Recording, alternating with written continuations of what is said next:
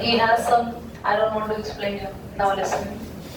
तो बच्चों chemical kinetics जैसे इसका नाम है, chemical means chemistry and kinetics means kinetics, speed, motion, rate.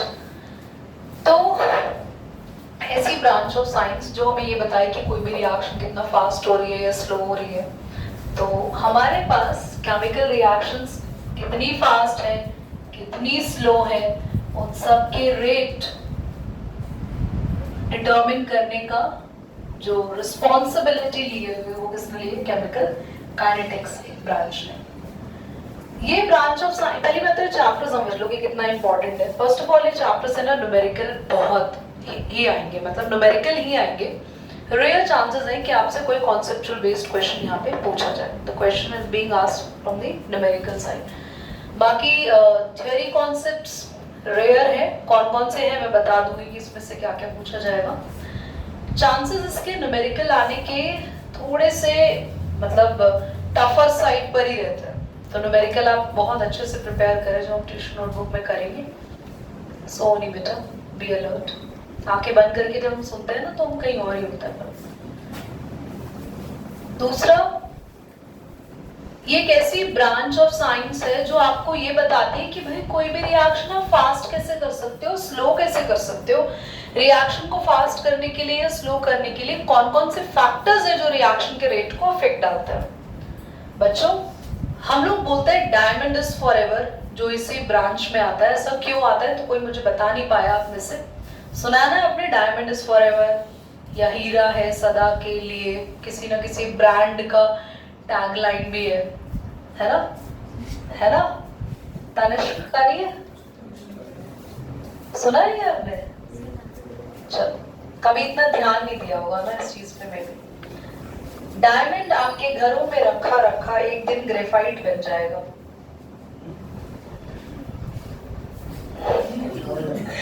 Diamond आपके घरों में रखा रखा एक दिन हाँ आप बर्बाद हो जाएंगे। अच्छा चलो सुनो, जितने भी डायमंड होते हैं ना उनमें बहुत स्लो, बहुत बहुत स्लो हमेशा एक रिएक्शन होती रहती है। तो ये बहुत स्लो है, मतलब इसका एस्टिमेटेड टाइम भी इतना स्लो है जिसको कैलकुलेट करने के लिए आप डिकेड्स नहीं कहेंगे, आप 100 ऑफ इयर्स, बहुत ज्यादा टाइम लगेगा। पर डायमंड आपके जो है वो पेंसिल की लेड में कन्वर्ट हो जाएंगे। आप अपने बच्चों को फिर उससे बोलेंगे लिख लो बेटा। सच में ये है, पर ये प्रोसेस इतना स्लो है इसलिए इसको बोलते हैं डायमंड इज, क्योंकि कब होगा इसका एस्टिमेटेड टाइम अभी तक नहीं पता है। तो अब प्लीज ये डर से आप डायमंड खरीदना बंद ना करें, वो चालू ही रखें जितना आपका। हाँ पॉज करना जरा, हम बताएं। समझ आ गया व्हाई डायमंड इज फॉरएवर बोला जाता है? धीरे धीरे बाकी चीजों के लिए क्यों नहीं बोला जाता? बेटा हर चीजों की शेल्फ लाइफ होती है, आपको पता है? हर चीज की अपनी एक शेल्फ लाइफ है। तो जो हर चीजों की जो शेल्फ लाइफ है,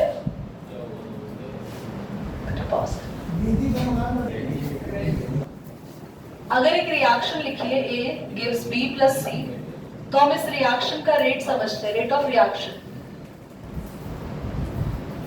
रिएक्शन का रेट हम कैसे लिखेंगे? dB बाय में dt और dC बाय में dt। Change in concentration of B with respect to time. कितने टाइम में B की कॉन्सेंट्रेशन चेंज हो रही है, कितने टाइम में C की कॉन्सेंट्रेशन चेंज हो रही है, that is also the rate of the reaction. या फिर हम लिखेंगे माइनस dA बाय dt। अब एवरीबॉडी ध्यान से देखना, एक तो ना यहाँ सॉरी मैंने ये बनाया माइनस क्यों लिखा? क्योंकि रिएक्टेंट की कंसंट्रेशन हमेशा इंक्रीज की तरफ जाती है किसी भी रिएक्शन में, और प्रोडक्ट की कंसंट्रेशन हमेशा कम की तरफ जाती है। तो एक हाँ रिएक्टेंट कम होता है ना। अच्छा मैंने गलती से इनको रिएक्टेंट बोल दिया और मैं इनके फ्लो में बोलती चली गई, sorry, thank you for correcting. Product की कंसंट्रेशन हमेशा इंक्रीज की तरफ जाती है, रिएक्टेंट की कंसंट्रेशन हमेशा डिक्रीज। अगर मैं नहीं भी लिखूं तो भी नॉर्मल लैंग्वेज में तुम किसी रिएक्शन को देख के कैसे समझोगे कि वो रिएक्शन स्लो है या फास्ट है?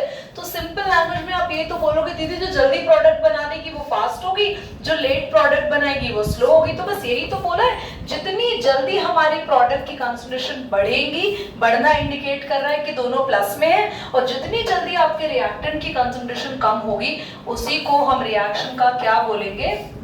रेट बोलेंगे। इसको डी से भी बोल सकते हैं और डेल भी लिखते हैं बच्चों। So that is same. Is that clear? इसको जल्दी से नोट करो और जब जब मार्कर देखेंगे तब एनीवे चलो बात दे। तो क्लास मैंने आपको ये बोला था जब फर्स्ट पैराग्राफ में लिखवाया था कि किसी भी रिएक्शन की फीजिबिलिटी का मतलब है पॉसिबिलिटी, वो हमने पढ़ा था डेल जी डिसाइड करता है ना? और डेल जी नेगेटिव है, रिएक्शन स्पॉन्टेनियस है, जल्दी हो जाएगी। डेल जी जीरो है, रिएक्शन इक्विलिब्रियम में आ गई। डेल जी पॉजिटिव है, रिएक्शन होगी ही नहीं। याद आया? कब पढ़ा था? क्लास 11th इक्विलिब्रियम, जब हम सपनों की दुनिया में थे, नई नई साइंस ली थी। अब वो सपनों की दुनिया हमारी खत्म होने वाली है क्योंकि हम रियल वर्ल्ड में एंटर करने वाले हैं कुछ टाइम के बाद, है ना? नाउ अब आपसे ये बोला जा रहा है कि it doesn't calculate the rate of reaction. Del G reaction का होना या नहीं होना बताता है बस, पर अगर कोई रिएक्शन हो रही है तो उसका रेट नहीं बताता, क्योंकि रेट बताने के लिए कौन बैठा है? Chemical kinetics. समझ में आया पैराग्राफ? नाउ आते हैं एवरेज रेट और इंस्टेंटेनियस रेट।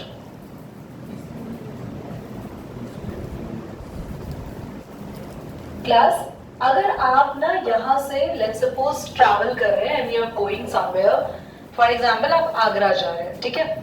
नाउ अगर मैं आपको हर 5-10 मिनट में 1 घंटे में कॉल करके पूछूंगी what is the speed of your car, what is the speed of your car, तो आपका वो इंस्टेंटेनियस स्पीड होगा जो आप अभी उस समय स्पीडोमीटर में देख के बता रहे होगे। But once you reach to the journey और मैंने बोला अच्छा कितनी देर में पहुंचे, ओके कितनी लंबी जर्नी थी, फिर जो मैंने स्पीड निकाली that is the average speed. हम सब फिजिक्स में जानते हैं, ऐसे ही रिएक्शन होती है।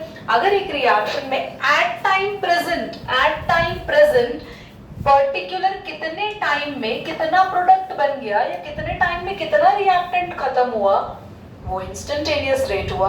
पर अगर पूरी रिएक्शन 1 घंटे में खत्म हो गई तो उस पूरे 1 घंटे के अंदर हमारा कितना प्रोडक्ट बना, क्योंकि हर बार ये नहीं होता कि 100% प्रोडक्ट बन जाए, कुछ ना कुछ रिएक्टेंट बच जाता है। क्योंकि वो भी हमने 11th में पढ़ा है कि रिएक्टेंट जब 3 या 4 आपस में रिएक्ट करते हैं तो कोई एक आधा तो एक्सेस रिएजेंट होता है ना, तो थोड़ा बहुत।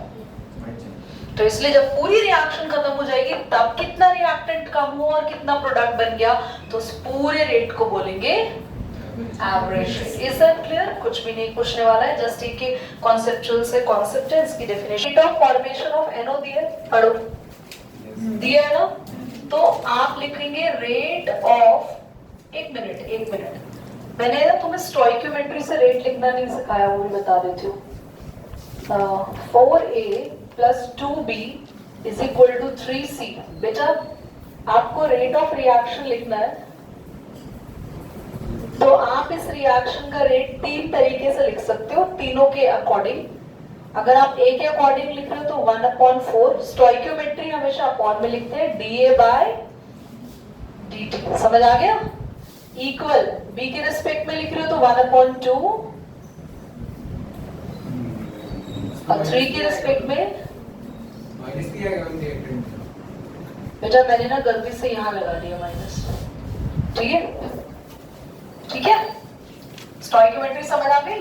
बस वहां वही करना। देखो क्या दोनों की स्टोइकियोमेट्री मैच कर रही है? तो rate of appearance of NO is equal to rate of disappearance of, तो पहले पार्ट में हमें रेट ऑफ डिसअपीयरेंस यही निकालना था ना, देखना एक बार क्या लिखेंगे, rate of appearance of NO। Appearance तो ये हो रहा है ना, वो तो डिसअपीयर हो रहा है ना, तो अब क्या लिखेंगे, rate of disappearance of NH3 is equal to rate of appearance of NO। Rate of appearance of NO कितना दिया हुआ है, 3.6 मल्टीप्लाई 10 की पावर मोल पर, हाँ यूनिट अभी हम पढ़ेंगे आगे चलके, मतलब यूनिट के लिए अलग अपना टॉपिक आएगा, इसलिए मैंने यूनिट के बारे में कोई जिक्र नहीं किया। क्या आपको समझ आया? मोल पर लीटर पर सेकेंड। अब सेकेंड पार्ट में हमें बोला रेट ऑफ फॉर्मेशन ऑफ, बोलो बच्चों, आपको मैंने बोला रिएक्शन के अकॉर्डिंग सभी के रेट आपस में इक्वल होते हैं, तो 1/4 DNO बाय dt किसके इक्वल होगा, 1/6 DH2O बाय dt, बोलो, है ना? तो अभी तो निकाला हमने NO का, कितना निकाला है, ये इसका रेट हमने ये निकाला ना,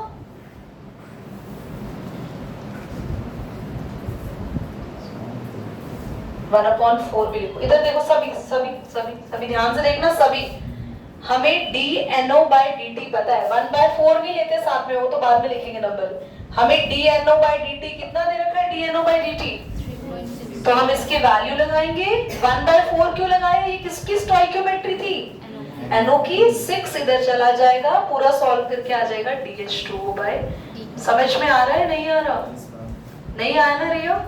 क्या नहीं आया बताओ, ये भी नहीं आया, सारा छोड़ दो, सब कुछ नहीं आया, ये आ गया, ये भी नहीं आया, ठीक है। तो कोई बात नहीं बेटा, आप ना तब पूछ रहे थे, जैसे अभी कुछ टाइम के बाद बच्चे आएंगे आपके केमिस्ट्री पढ़ने, तो आप आ जाना साथ में, अभी क्लियर करना अभी। वेरी गुड, हमने पूछ लिया हो तो आपको देख के। मेरे बच्चा रेट अभी हमने कैसे लिखना सीखा है, रिएक्टेंट की कंसंट्रेशन अपॉन में time, change in concentration of B upon में time, change in concentration of C upon में टाइम, रिएक्शन का रेट ऐसे ही सीखा है। रिएक्टेंट के रेट्स के आगे माइनस, प्रोडक्ट का रेट प्लस में होता है, और जो इनके आगे नंबर लिखा है वो अपॉन में आ जाता है, बस खत्म हो गया। ऐसे क्वेश्चन में यहाँ पूछा हुआ था कि भाई हम आपको ना NO का रेट दे रहे हैं, आप अमोनिया का निकालो, पर क्योंकि दोनों के आगे लिखा हुआ नंबर क्या है, सेम, जिनकी स्टोइकियोमेट्री सेम होती है उनका रेट भी सेम होता है, तो इसका जितना अपीयरेंस का रेट है क्योंकि बन रहा है, उतना उसका डिसअपीयरेंस का रेट होगा, निकल गया। अब मुझे इसका पता चल गया रेट, और मुझे क्या निकालना है, वाटर। तो क्या ये दोनों के अकॉर्डिंग जो रेट होंगे बराबर ही तो होंगे, पूरी रिएक्शन का रेट सेम होता है, चाहे किसी की भी हेल्प से निकाल लो। तो मैंने रिएक्शन में लिखा रेट ऑफ ये, इसका NO का 1/4 DNO बाय dt, इसका लिखा 1/6 DH2O बाय dt। अब मुझे वैल्यू जो पता है DNO बाय dt की पता है ना, NO का रेट ऑफ अपीयरेंस पता है, लिख दी यहाँ पे, स्टोइकियोमेट्री मैंने यहाँ लिख दी, 6 यहाँ ऊपर आ जाएगा और DH2O बाय dt आ जाएगा। कभी भी तुम्हें जब रेट दिया होता है, ध्यान से सुनो सुनो, समझो, दिमाग को लगाओ, तुम्हें rate of disappearance of ammonia और rate of appearance of NO, पहले मैं तीनों चारों के डाउट्स एक साथ क्लियर कर रहा हूं। पहला डाउट जब आपने कहा दीदी आपने माइनस क्यों नहीं लगाया, हमें वर्ड को देखना है। अगर हम वर्ड लिख रहे डिसअपीयरेंस तो उसका अपने आप का मतलब है कि वो चीज कम हो रही है, वो चीज रिएक्टेंट साइड है, तो आप माइनस नहीं लगाओगे। मैथ्स में डिक्रीजिंग याद है, रेट ऑफ डिक्रीजिंग का आंसर एनसीईआरटी में प्लस में दिया हो, तो मैंने कहा था वो डिक्रीजिंग है इसलिए माइनस लगाया, तो समझ में आ गया। या तो आप रेट लिखो और यहाँ माइनस लगाओ, चलेगा, पर अगर आप डिसअपीयरेंस लिख रहे हो तो माइनस लगाने की जरूरत नहीं है। सर जब भी हम रेट, जो भी कोई वैल्यू दी होती है ना, वो वैल्यू हमेशा इसकी दी होती है बच्चे, स्टोइकियोमेट्री से उसका लेना देना नहीं होता। मतलब अगर तुम्हें rate of appearance of NO दिया हुआ है, ये जो वैल्यू दी हुई है, तो ये वैल्यू दी हुई है DNO बाय dt की, समझ में आ रही है बात? वही तो कह रहा हूँ कि फिर हम उसको 4 से मल्टीप्लाई करके लिखेंगे ना। तुम ये कहना चाह रहे हो ना कि 1/4 लगाएंगे, नहीं वो इंक्लूडेड मानते हैं हम कि वो पूरा सॉल्व करा हुआ मिला है। फिर मैं हमने नीचे वाले में भी मल्टीप्लाई किया, नीचे वाले के अंदर हम लोगों ने इसलिए मल्टीप्लाई किया क्योंकि जो वैल्यू दी होती है हम उसमें मान के चलते हैं कि ये जो वैल्यू दी है उसमें 1/4 जो है वो ऑलमोस्ट अपने आप में इंक्लूडेड है, हमने बस इसको रखा है यहाँ पे। ये भी समझो, एक बार मैं क्लीन कर लूं, शायद तुम्हारा डाउट अब क्लियर हो जाएगा। देखो सारा क्वेश्चन हम वैसे समझेंगे पूरी क्लास में, किसी को कोई भी डाउट है तो हमेशा यहाँ पर कंफ्यूजन कुछ बच्चों को रहती है और ये हर बार नहीं होता, कभी कभी होता है। इस बार हो गया ऐसा, मतलब लकीली पिछले साल नहीं हुआ था, उससे पिछले साल नहीं तो पिछले साल हो गया था। तो ये क्वेश्चन कभी कभार कुछ लेवल के बच्चों में इफेक्ट डालता है, कम ध्यान से देखेंगे। सबसे पहले मुझे बताओ गिवन क्या है, फटाफट बोलो। एनो, एनो रेट ऑफ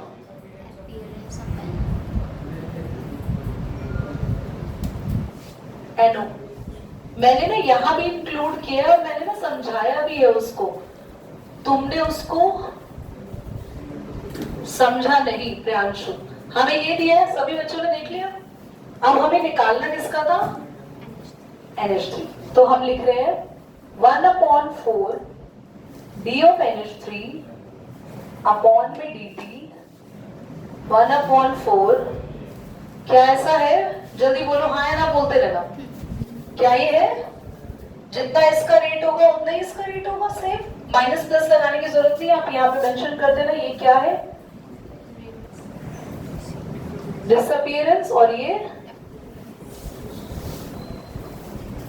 तो अब 1/4 से 1/4, इसीलिए ये वाली वैल्यू जो आई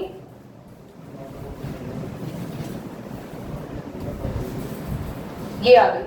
मेरी बात समझे,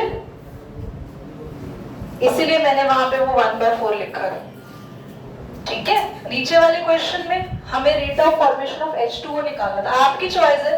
H2O निकालना या तो NO की हेल्प से निकाल सकते हो या NH3 लिख के, दोनों केस में सेम ही आंसर आएगा। तो हमने लिखा 1/4 DNO by dt। निकालना क्या है, जल्दी से बताओ, जल्दी बोलना। आप लोग बोलो, मैं नहीं बोलूंगी। क्या निकालना है सेकंड पार्ट में, जल्दी बोलो, पूरा बोलो करो।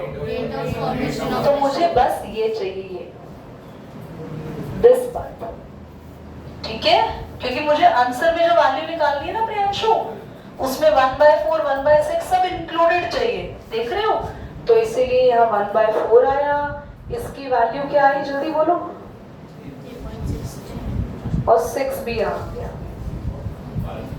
क्या आपको समझ आई बात? जब भी रेट निकालने को बोलते हैं तो हम हमेशा याद रखना उन नंबर्स को हटा के वैल्यू सिर्फ चेंज की निकालते हैं। ये प्लीज ध्यान रखना, वरना पेपर में बहुत कंफ्यूज हो जाओगे इस क्वेश्चन को लेके। फिर नंबर 2.33 की बात हो रही है, चुप रहो। N2O5 की इनिशियल कंसंट्रेशन दे रखी है और रिएक्शन बोलो एक बार जल्दी से। रिएक्शन में स्टोइकियोमेट्री बोलो, N2O5 की कितनी है, 2।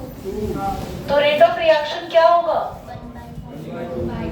1/2 D NO2 अपॉन में dt। बढ़िया।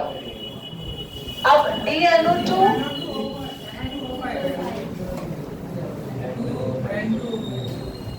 कैसे निकाले कंसंट्रेशन बच्चों, इधर सुनो, इधर सुनो। हमें N2O5 की इनिशियल कंसंट्रेशन दे रखी है देखो, और फाइनल। तो हम लिखेंगे इसकी इनिशियल कंसंट्रेशन और फाइनल। फाइनल बताओ कितनी है, फाइनल माइनस इनिशियल करते हैं, इनिशियल कितना आया, हमेशा याद रखना फाइनल माइनस अपॉन में चेंज इन टाइम। कितने मिनट्स का चेंज है, 184 ना, ये मिनट्स है। सॉल्व इसे आराम से कर सकते हो, आंसर माइनस में ही आएगा। और एक और बात बच्चों, यही क्वेश्चन ने बोला हुआ है इसको आवर्स में निकालो, इसको सेकंड्स में निकालो, तो बस मिनट्स को चेंज कर देना। क्या ये क्वेश्चन डिफिकल्ट है? हाँ, रेट नेगेटिव में क्यों नहीं हो सकता, रिएक्टेंट का रेट नेगेटिव में नहीं होता। डिसअपीयरेंस हो, यहाँ पर क्वेश्चन कह तो रहा है कि डीकंपोजिशन हो रहा है, वो टूट रहा है। बोलो, चलो समझ आया नहीं आया क्वेश्चन ये भी, ठीक है। अब हम मिलेंगे नेक्स्ट क्लास में।